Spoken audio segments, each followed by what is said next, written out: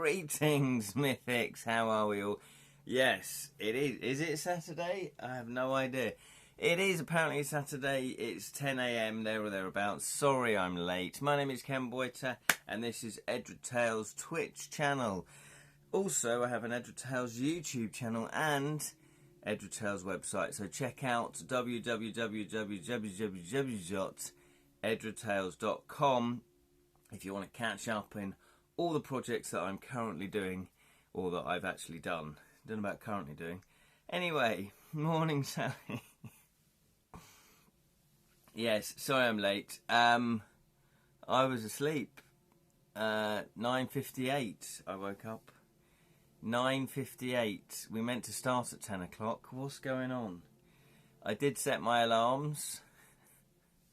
Set my alarms for 8:20, I think it was, 8:30, 8:40, and then I forgot to set one around about 9:30. Good afternoon, Lee Rin. Yes, good afternoon, yeah. I know that's not being sarcastic, but, you know, it might as well be.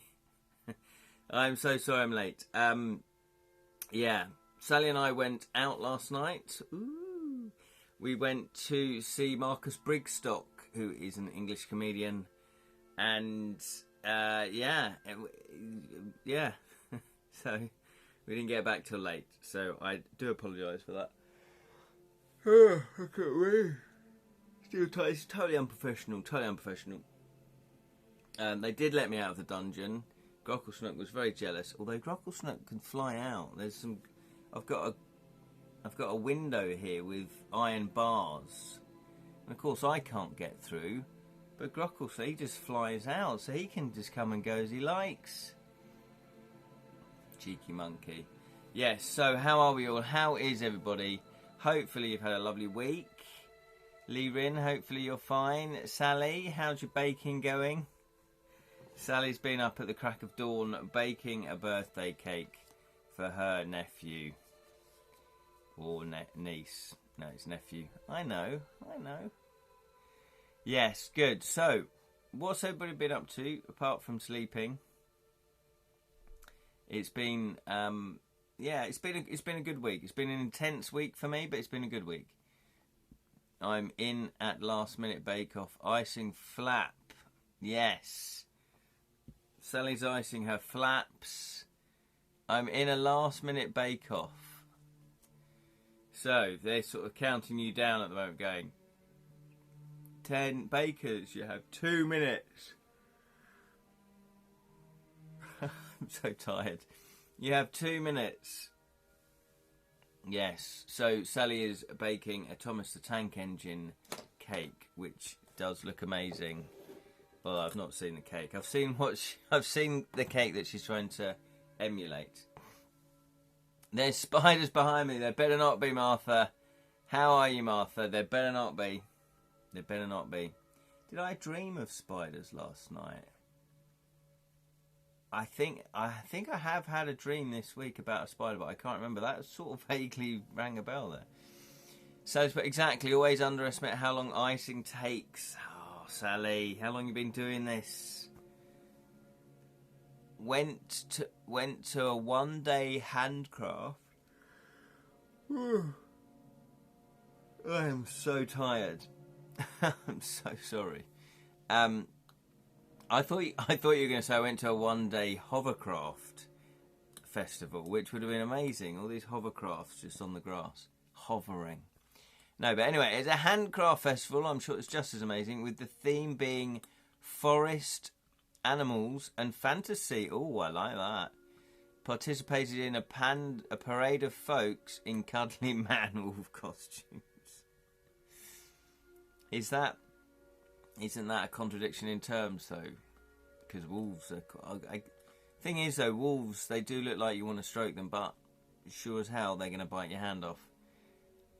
Bought myself a postcard of the Pride and Prejudice cast, drawn... forgive me, I'm so tired. Drawn as cats. Where do you begin with that? Here, what should I do? What should I draw? I know. Pride and Prejudice cast? Yeah, but as cats. and a pen 3D printed out to make it look like it's made of dragon's gold. Ooh, nice. I like that. Martha's put, sorry for Wednesday. Was exhausted and need the rest. Absolutely, Martha. You can, look at me. I'm knackered. Yeah, I always say real life takes place over online streaming. You know, I do watch a few live on, streams. But if I'm busy or if I'm tired or, and I can't be bothered or whatever, that's just the way it goes, Absolutely, Martha. If you needed to rest, you need to rest. Exactly what Lirin said. So much more succinct than I could put there. Stay healthy first, Martha. Absolutely. I'm not offended. If anyone doesn't want to watch, I'm not offended. I just put this out here. If people want to watch and want to join in, we have a little chat. It's great. It's cool. I really like it. Hopefully you do as well. If people, have got other things to do, which inevitably people do, I'm not going to get all sulky or upset or anything like that. So yeah, so no worries. But yeah, talking of Wednesday, then if people don't know what I do on a Wednesday, so live stream. I live stream here on Twitch, and then I export it over to the Edra Tales YouTube channel. So if you want to catch up on anything that I do here on Twitch, it's on the Edra Tales YouTube channel afterwards. Joseph Daniels, Tales Foretold.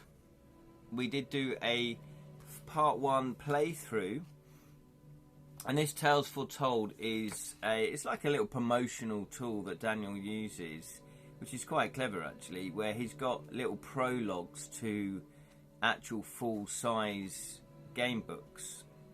So we did, we started one called The Sick and the Dead, which is a prologue to his full game book, the Bite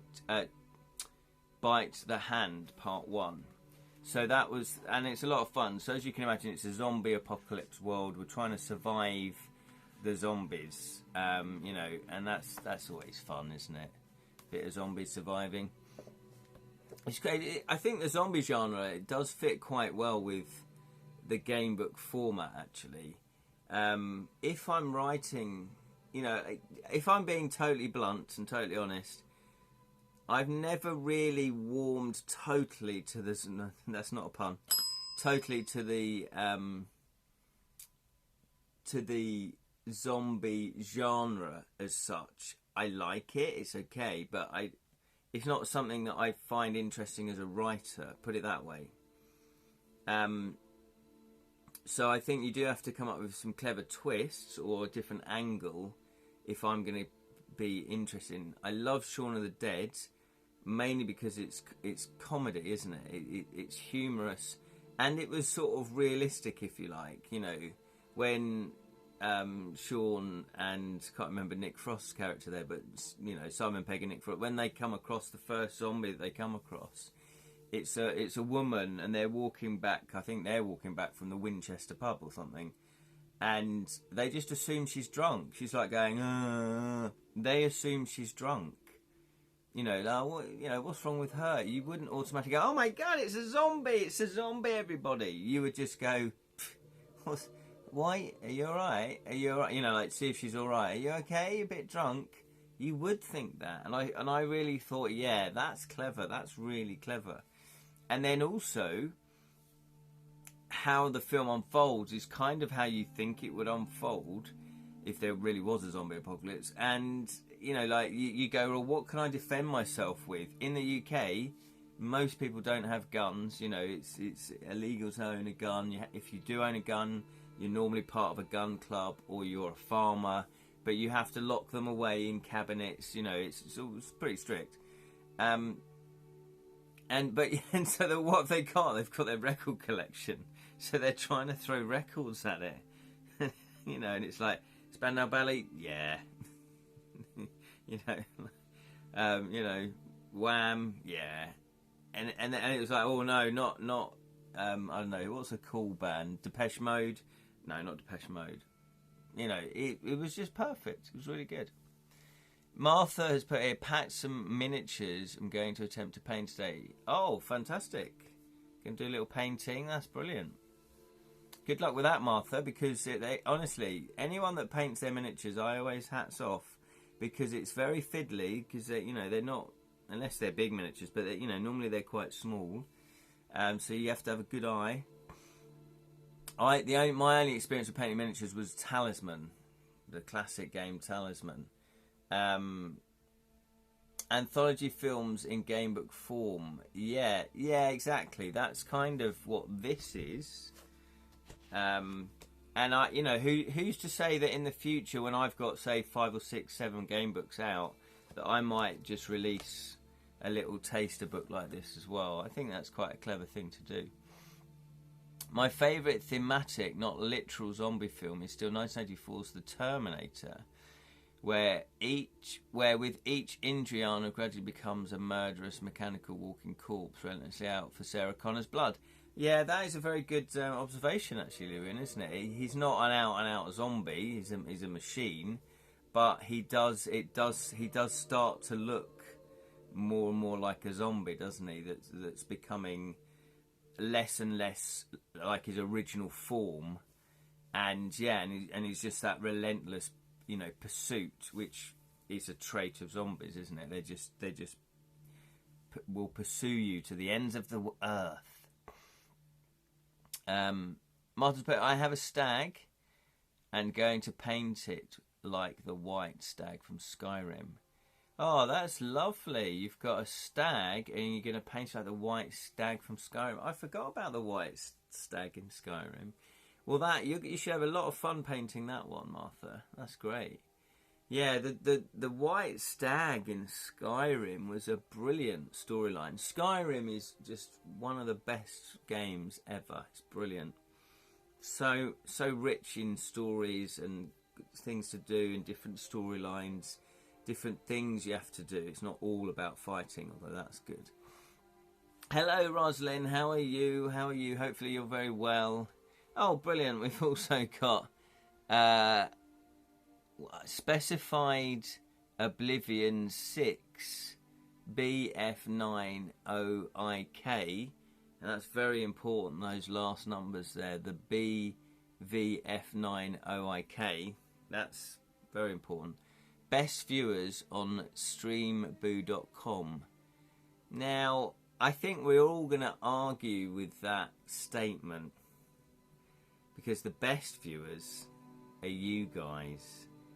You're the best viewers. So,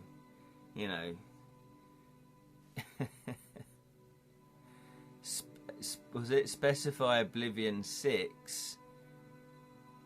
You come in here, spamming our group, saying that you've got the best viewers, when we've got the best viewers. So if you want the best viewers, anybody, just come to watch the Twitch channel. Levin's put, are you going to spray or brush on the undercoat? Will it be black or white? So that's a very good point. So when I did my, when I painted my talisman figures, I sprayed them black.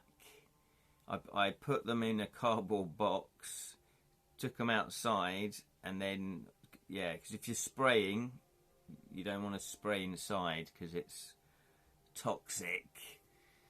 The stag in Skyrim looks greyish white. Lovely. IDK man. What? I'm never very good. I've got slight dyslexia, so anagrams, when people shorten things, I don't know what they mean. I know what LOL means because I use it myself. But I've seen IDK. What does that mean? Listen to me. Hello. Am I Grandad? Not yet. Obs. Oh, I don't know. Is that what that means? I don't know. That's brilliant. I don't know what IDK means. Oh, that's a great joke. That was an accidental joke, obviously. Obs, yes, I got obviously. Thank you, Rosalind, for that. Also, have a horse. Chose miniature. I really don't care that much about to practice on. Oh, okay, yeah, that's a good idea. Yeah, get some minis that you don't really care about, so you can practice. Hone your skills, Martha. Off your trot, mate. Yeah. Oh, I'm just laughing at the spammer. Yes, no, absolutely. Well, I always point them out, you know. But they come in here with their bold statement, the best viewers. It's like, no. You guys are the best viewers. They're already an undercoat. Oh, okay, and it's grey. I don't know. Thank you. Yes, Martha's also pointed out that I don't know. That's brilliant.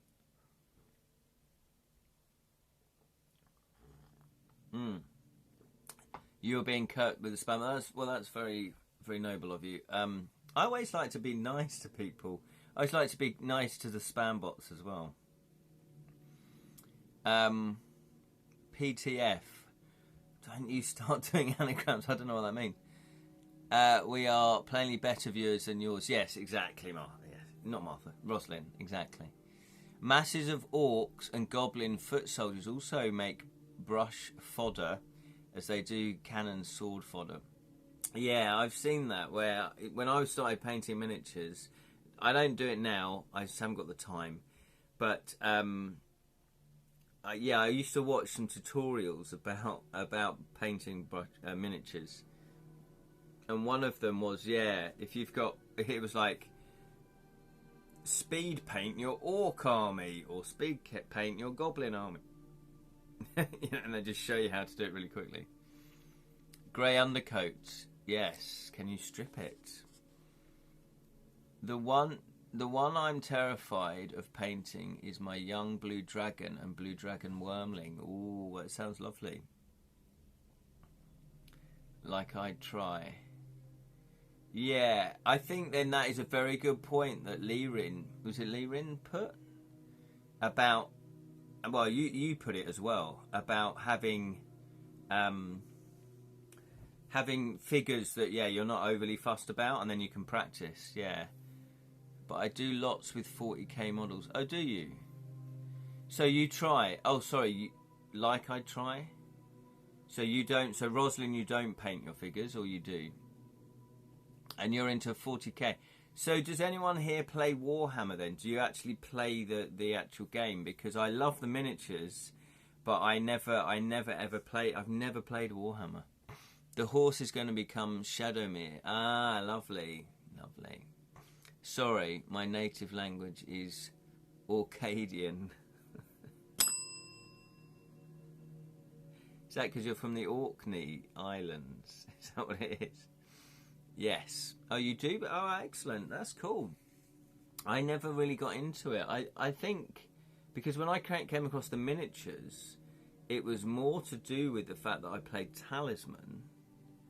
And in the base game of Talisman, when I played it originally, the first and second edition, they were standees. They weren't little miniatures you got in the box.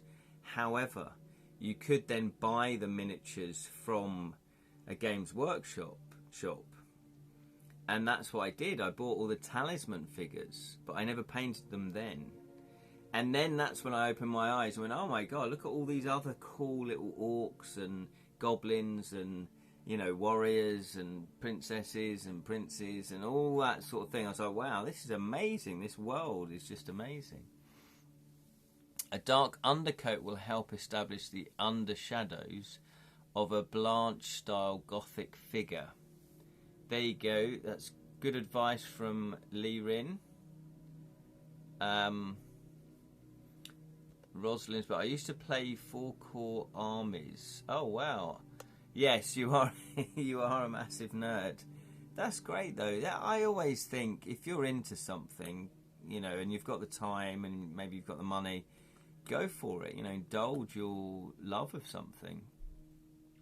I wear human glamour disguise in my video. Oh, I see. Yeah, we are all orcs. Yeah, exactly. Put my human form on. Shape-shifting. I'm a crap painter, says Rosim, of models, so I need to get into it properly. Well, like anything, it's always about practice, isn't it? And also determination. But I've done ages ago. You did some. Right, okay. The figures I'm talking at least is my wolf pack of 6 timber wolves, 1 dire wolf and 1 winter wolf. Oh, that sounds fantastic. I use black undercoat for the Dark Elder and Necrons. And Chaos Space Marines and Demons was a mix of white and black undercoat. Fair enough. Yeah, I use black undercoat just because people had said use black undercoat. Didn't really think about it too much, but like the sexy light pink ones, I undercoated white. Have fun against them. Pack tactics, yeah. Ooh, wolves. Got to have tactics for the wolves.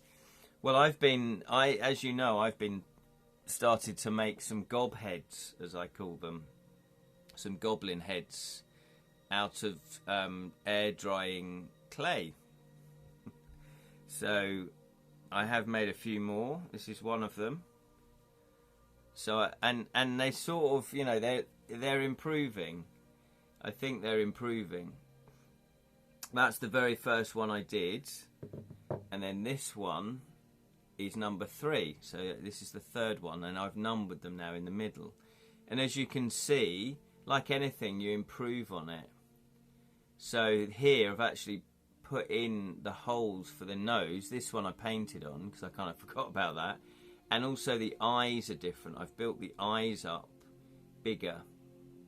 Yeah. So they're pretty cute, aren't they? They're brill. Thank you very much. The gross slobbering kind undercoat, those black. So yeah, so these are called gob heads, as in goblin heads. And I'm just doing them for fun. Although what I might do is, if I make more of them, I'll just sell them on my stall with my books, just as a bit of a fun item that somebody could buy. Yeah. So, and also somebody I showed them to, she said, "Oh, I've started to make resin. Has anybody made resin?" Thank you, Rosalind. I appreciate that. Has anybody started to make resin?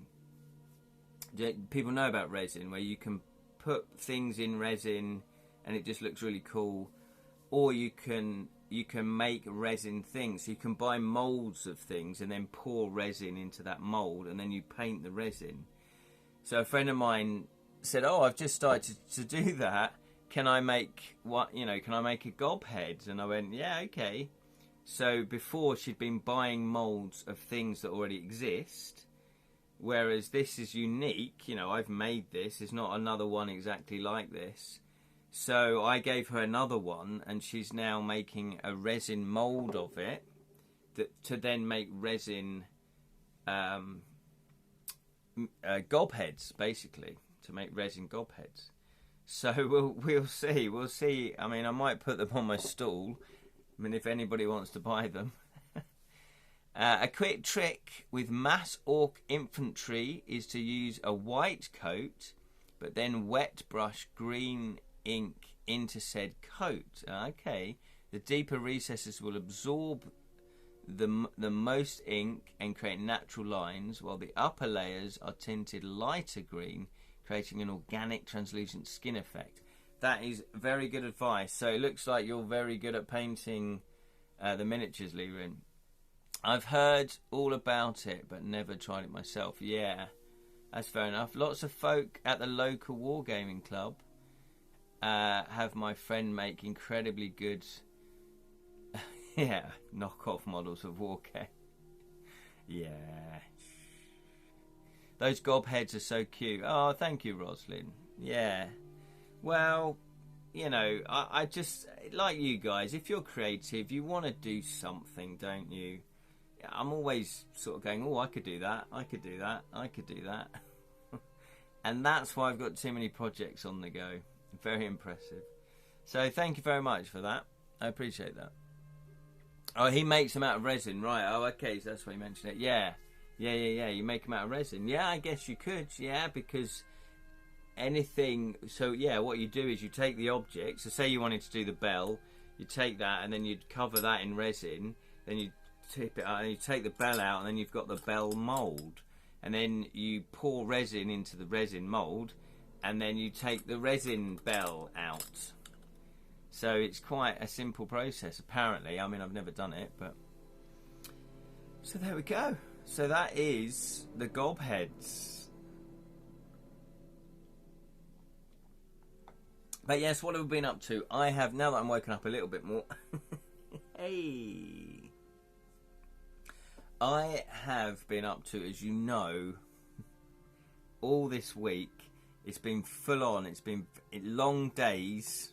I'm not looking for sympathy, because I enjoy doing it. Working on my game book, To Kill a Thief, the first game book in the Devilish Dilemmas and Edra Tale game book series.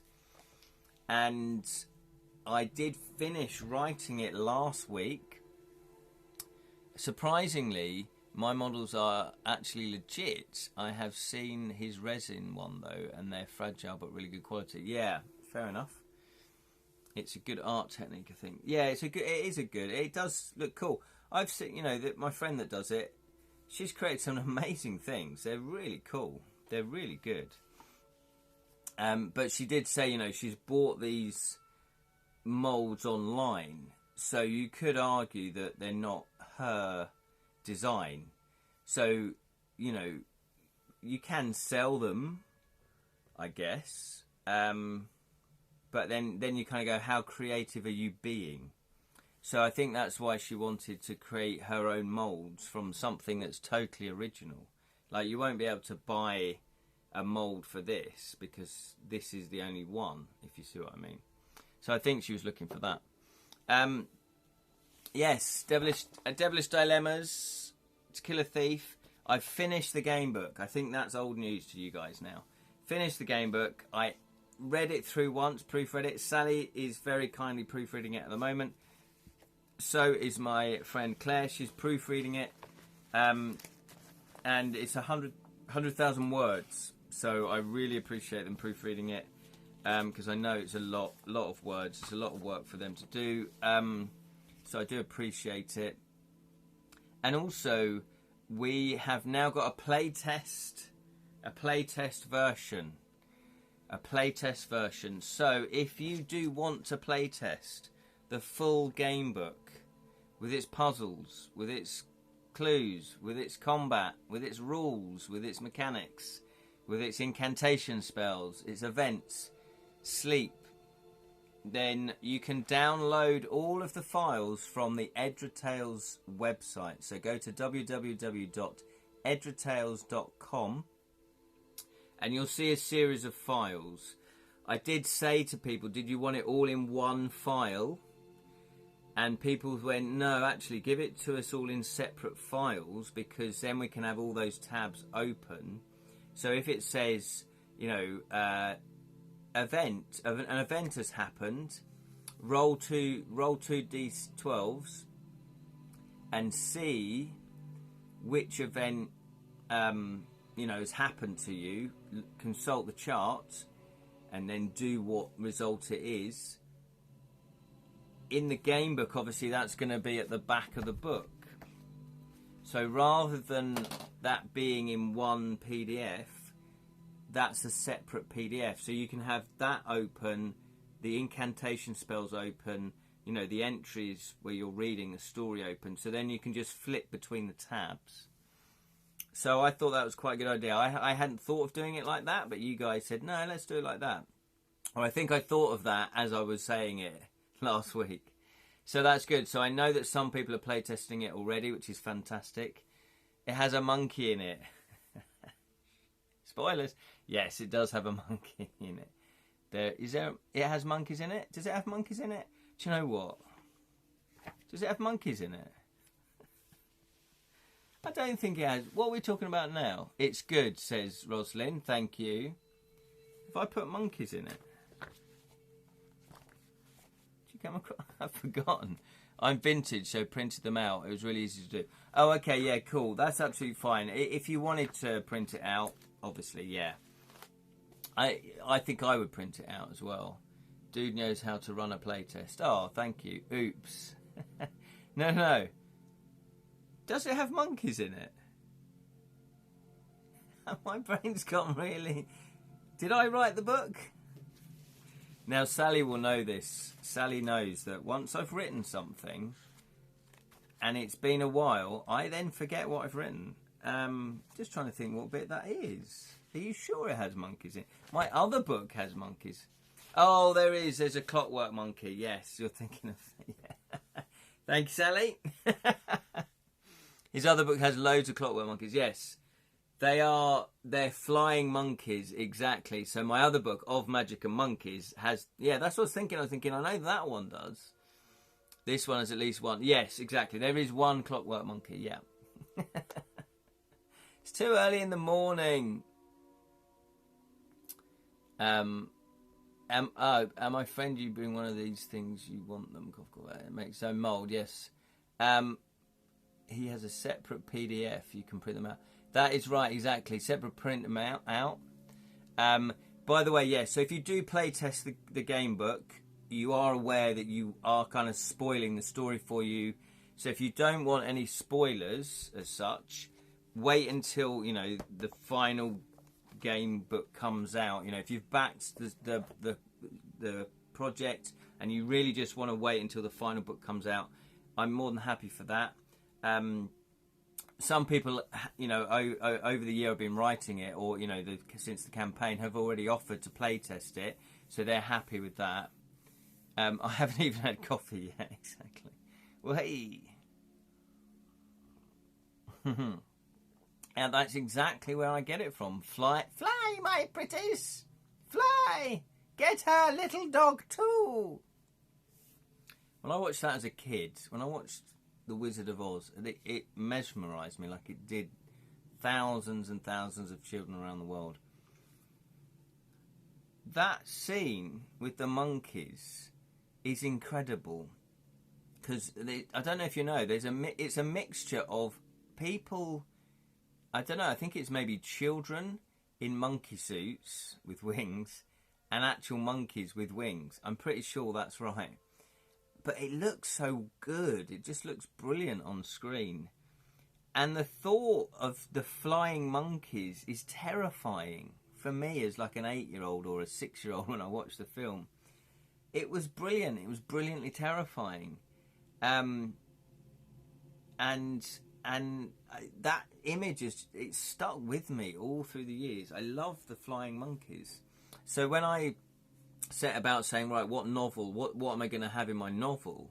What's my novel going to be about? It was like, oh yes, it's going to be about Kin, the inkpot monkey, and some mechanical flying iron monkeys. Why not? Who doesn't like monkeys? And monkeys are pretty much my favourite non-fantasy animal. So yeah. So if you do want to download, so it is 100,000 words. Hopefully it's an enjoyable game book. Roslyn, I know, is playtesting at the moment, and she's been texting me going, oh, what about this? And which is great. So hopefully it's well written. Hopefully people will enjoy it. It's an engaging story. Now what I have done is if you want to download it, I don't recognise this reference and still think the monkey book is entertaining. Yeah. Thank you. Yeah. So, well, I'll get my monkey book. Just for the people that don't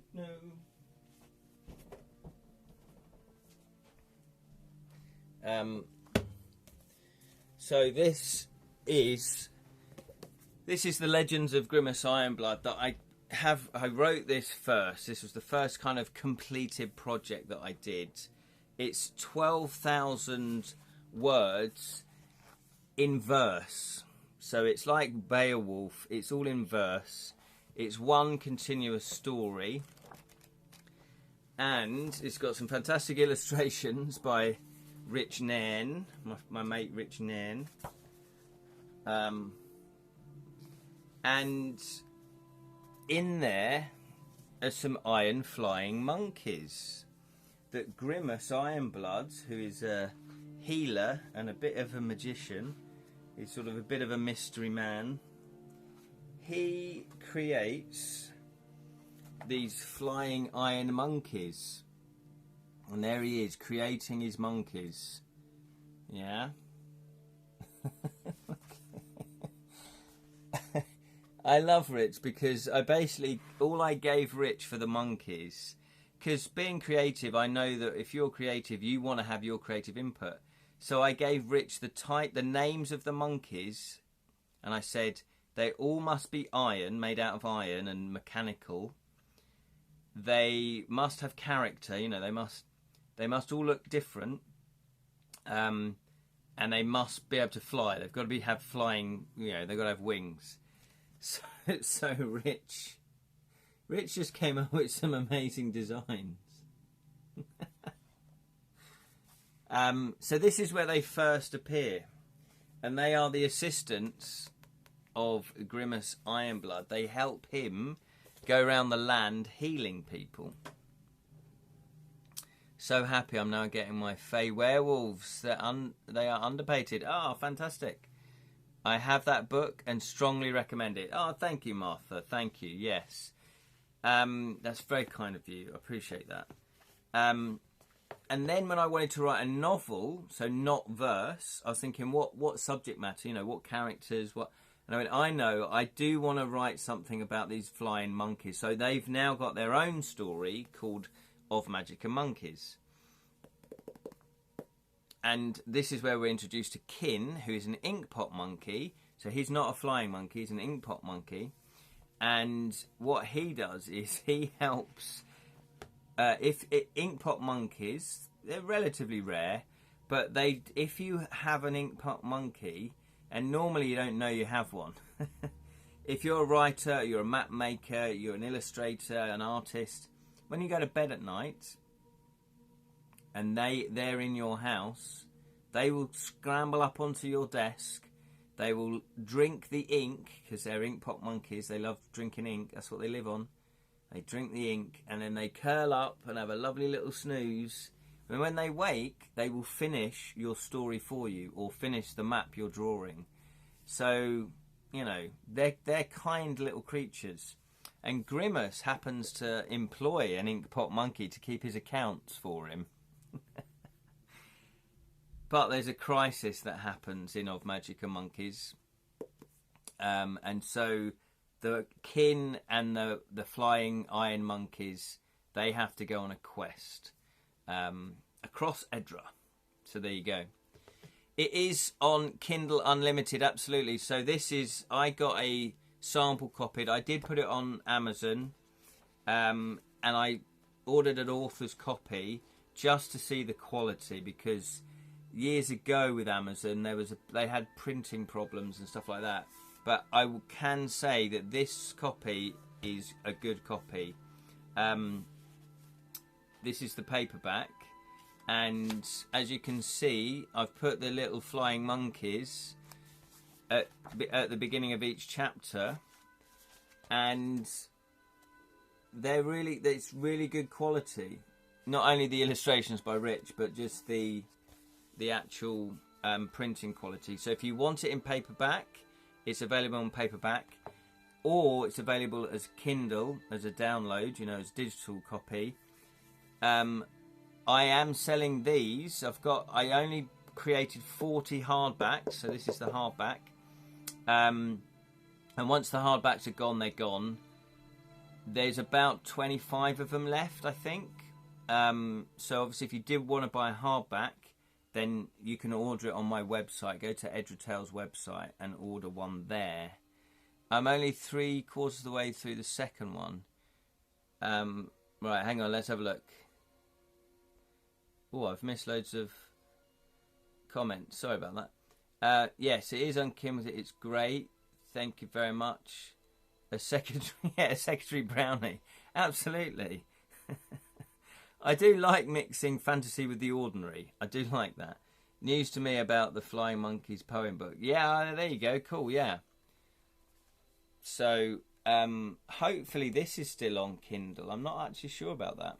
I should read the poem book first. No, they're both standalone. They're both standalone. I write standalone work. Yeah, Kin is very cute. Kin is very cute. Don't spoil it. No, we won't spoil anything here. Shh, no spoilers. Yeah, exactly. I want the hardback. Yes. Well, You know where to go. And I do sign the books as well. If you order directly from me, then you know obviously you can get them signed. And so what I'm doing with Edra, if people don't know Edra, I'm sort of creating a universe like Terry Pratchett, where there's some humour in it, but it's not sold as humorous as such. But what I mean by that is that they're standalone novels set in the same universe. Because I thought that if I'm on a stall and I've got all my novels, and you go, yeah, this is book 1, and then, you know, in 10 years' time, this is book 10, you're like, oh, okay, I have to buy all 10 books? And nobody's really going to do that straight away. And it did mean that when you're stocking the books, you always have to have book 1 in print, and then you have fewer of the rest of the books.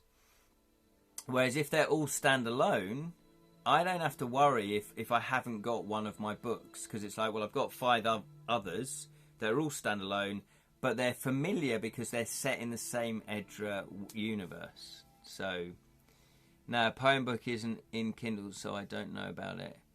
I do now, though. Oh, okay, yeah, sorry.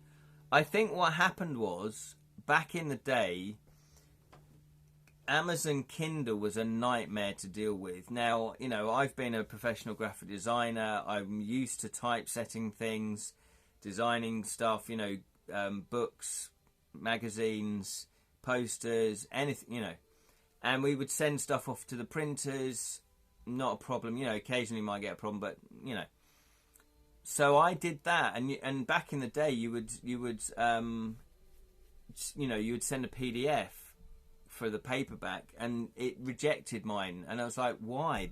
A professional printer, would accept this PDF. Why are you rejecting it?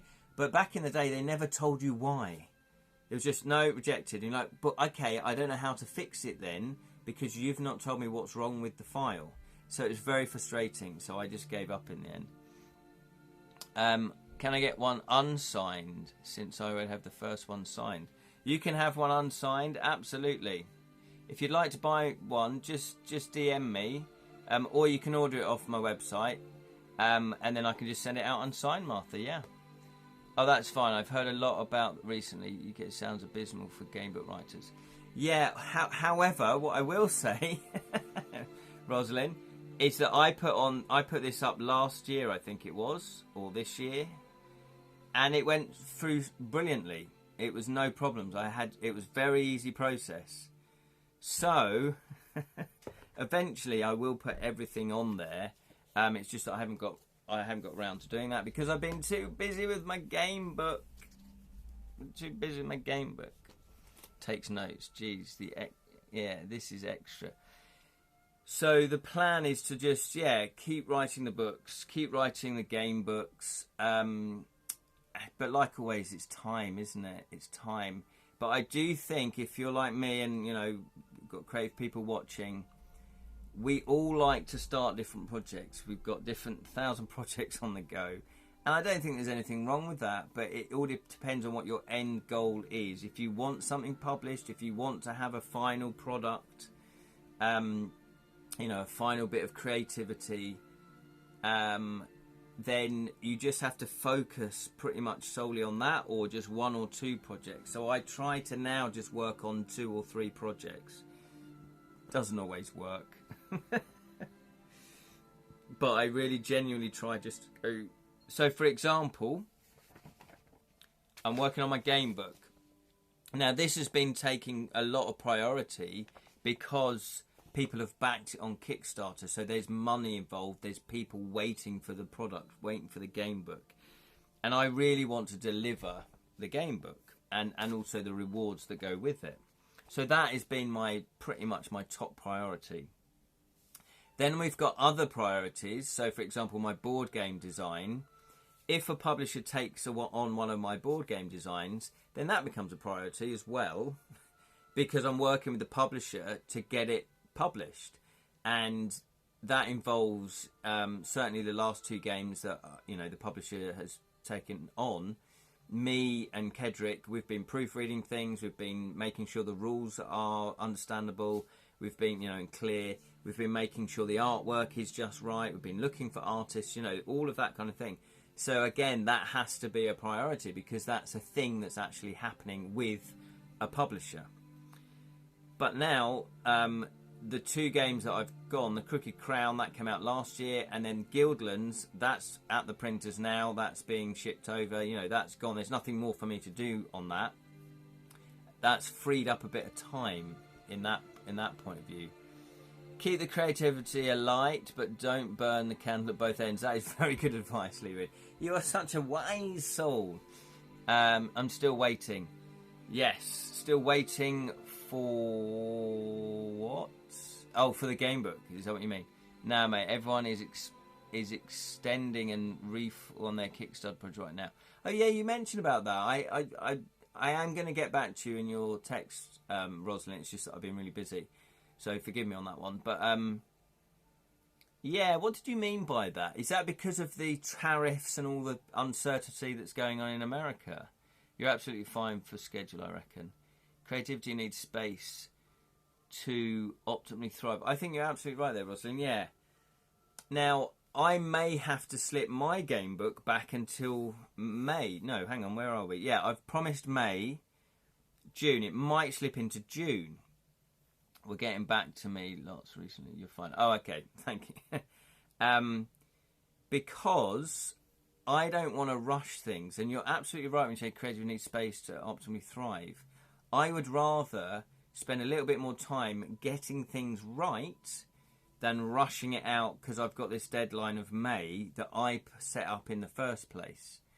Well, the American thing is a China thing, the UK thing, there's lots going on. Yeah, because I have seen online some board game companies, you know, and presumably other companies saying, yeah, we're holding out on sending stuff to China, like with Kickstarters, you know, oh, this might, you know, we'll have to rethink things. So I just wondered if that's what you mean, or if it's people going, oh yeah, sorry, I'm still working on that project. And I think with Kickstarter, I've got a good approach. Oh, thank you, that's very kind. Well, I think it's more of a common sense approach, isn't it? Because, yeah, with Kickstarter, what you've also got to remember, you know, I've backed lots of Kickstarters in the past, is that there's no guarantee that you'll ever get the product in the first place. There's that in there. And also, I can try and explain better in PM. Okay, cool. And also, yeah, it's not a guarantee. It's not a pre-order. Somebody said, look, I've got this idea. Can you help me make this idea work? And this is what I want to do. This is how I'm going to spend the money. This is how, you know, this is what we're going to do. And this is a deadline that we're going to aim for. So by backing a Kickstarter, potentially it's risky because there are lots of, not lots, but there's X amount of Kickstarters that don't happen that go, oh, sorry about that, for one reason or another. So out of all the Kickstarters I've backed, I think 2 have never materialised and they weren't that much money. So it's like, okay, fine. And I would always recommend, if you're going to back something on Kickstarter, make sure it's money that you might lose, okay? Now, I'm not saying I'm going to do that, but, you know, that's the mentality I think people should go in with Kickstarter. It's not a shop. It's not, these products don't exist, or a lot of the time they don't exist until after the Kickstarter. So, yes, exactly, Lewin. Yeah, even Nintendo Switch has been called 2 months for America. Exactly, they've delayed their pre-orders. Martha's put, I'm only backing yours since I trust you. Oh, that's very kind of you, Martha. Yeah, absolutely. And I think, you know, the more Kickstarters you do, the more that you deliver on time or close to time, the more people do trust you. For example, Jonathan Green, he always delivers. So if he has delayed, like I think 1 or 2 have gone over of his ones, he always delivers though. So... yeah, delayed 2 months, Nintendo Switch. I'm backing you and your Jonathan's Kickstarter, and for me... oh, and for me, his is a train wreck so far. Oh, is that the Cthulhu one? Snowbooks screw everything up in my experience, though. Oh, okay, yeah, because he goes through Snowbooks, doesn't he? You seem very trustworthy, I agree there. Thank you very much, yeah. I gave literally no... if this project gets delayed to that. Oh, well, thank you, yeah. Well, I hope that other people have that opinion as well. I'm sure they do. On the whole, I come from the point of view that on the whole, most people are nice people not everybody's nice, or they are nice people, then something happens and they react in an odd way. I get that. So I like to think it's a mutual thing. People that back me, I'm just assuming they're nice, so they're going to be cool if there's a delay. Like this, actually, the Story Spark cards, I think we had to delay them, didn't we? Yeah, we had to delay them. Just because we hadn't finished them. You know, Rich had a lot of illustrations to do. But we delivered them, so that's fine. I thought it was Unbounded. Yeah. Oh, that one. Yes. What is that? Unbound. It was Unbound. I bet both those never got them. Not in the league. Yeah. That was it. It was the Unbound. You're right. That other. It was specifically for books, wasn't it? It was a Kickstarter type platform, a crowd raising platform called Unbound, and it all went wrong for them. And I don't know the ins and outs of that. They went bankrupt or something happened, and people were finding out that the books were being sold online or being sold to the general public before the backers got them. Yeah, Jonathan was nothing to do with that per se. My payment is currently taken, but I'm not registered as a backer for Kickstarter.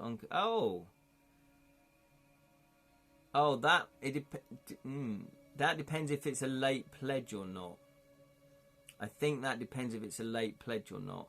What I do know is that with yours, Rosalind, I did see you as a backer, my end, so behind the bonnet. Well, John says I'm on his spreadsheet, so hopefully that's fine. Yeah, that will be fine. That will be fine, Rosalind.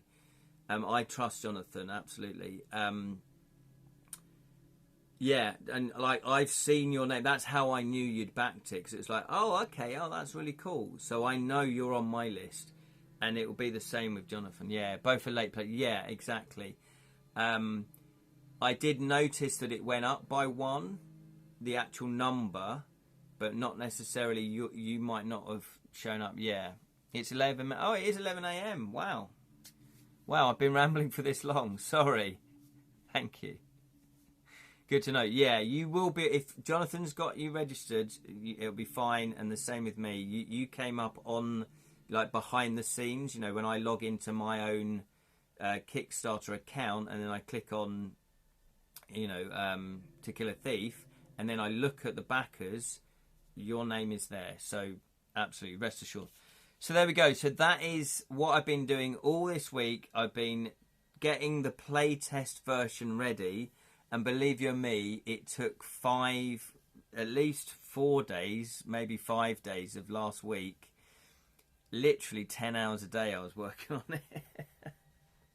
But I wanted to get it done because I knew that earlier I can get it to be play tested, the quicker I can get the results back, which means the quicker I can make any changes, which means I can then typeset it and then, you know, get it to the printers and get it to you. It's quite look. Kickstarter RMS 2. Yeah, sometimes Kickstarters can do that. Dude sent Beowulf incredibly quickly. Yeah, exactly. I'm fine with Jonathan. Good to John, our Claymore Dark Souls peak, always reliable Kickstarter writer. Yeah, Jonathan's done 11 Kickstarters now on his Ace Game Books. And yeah, I mean, I know Jonathan personally, and he said he's always delivered. Yes, some may have been delayed. Also, Jonathan is a full-time writer now. He gets hired to write game books. So, you know, again, it's like he's doing a balancing act, isn't he? He's writing. You know, he's like got another job now, so he's writing as in a writer. And then if he gets hired, it's like, you can't blame him if he can't really turn down writing gigs because that's his full-time job now. So then it's like, right, I've got this to write and I've got that to write. So I can totally understand why Jonathan would go, right, I've got to focus on this, but I'm also writing this at the same time. It's one of those things. Cool. And then the other thing that I'm now starting to pay my attention to is I do now need to do the illustrations, because I'm illustrating this book as well. While you guys are playtesting it, I'm going to begin the illustrations. So there we go. So we're all up to speed with what's going on. Yes, Martha's going to go to a gaming club. That's fantastic. Rosalind has put both Kickstarters and Snowbooks are a bitter to me. I'm still kickstarting Shakespeare versus Clue. Okay, that's fantastic. He is a very solid writer. He's a very good writer. Yeah, absolutely. And also he cares about the books. You know, they're very well proofread. The grammar's great. You know, there's very few mistakes in his books. Yes, have fun, Martha, and have fun, everybody else. We better wrap this up. So thank you, Rosalind, for watching and chatting. Thank you, Martha. Thank you, Lirin. Thank you, Sally. Who else have we got? Is there anyone else? I know there's more people watching, but they didn't necessarily comment, which is absolutely fine. Thank you to the bot as well. So thank you to everybody that watched. I do appreciate it. And then I'm not sure about this Wednesday because I am actually away. Sally and I are taking a few days away, so I'll have to make a decision about this Wednesday whether we're going to play or not. But I will put a notice up on the Edra Tales Facebook group just to let you know what we're doing. But at the moment, we are currently playing Tales Foretold. We're playing The Sick. Was it The Sick and the Dead, which is the prologue to the game book Bite the Hand, I think. Yes, goodbye, Scambot. Take care, everybody. Thank you, Lirin. Thank you, everybody. Take care. And remember, may your thieving never be caught. Always with the plug. Keep plugging it. Take care, everybody. Bye.